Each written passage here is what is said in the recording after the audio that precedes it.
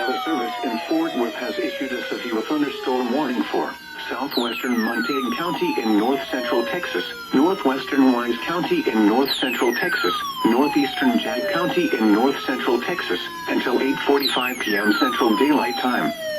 At 7:58 p.m. Central Daylight Time, severe thunderstorms were located along a line extending from near Bellevue to near Lake Amonji Carter, moving northeast at 20 miles per hour.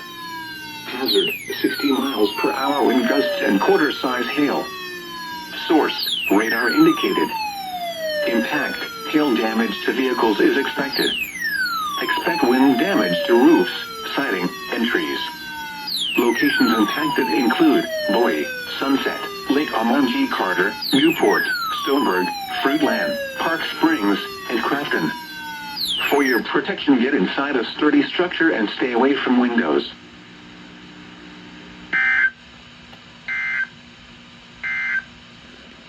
Excessive heat warning.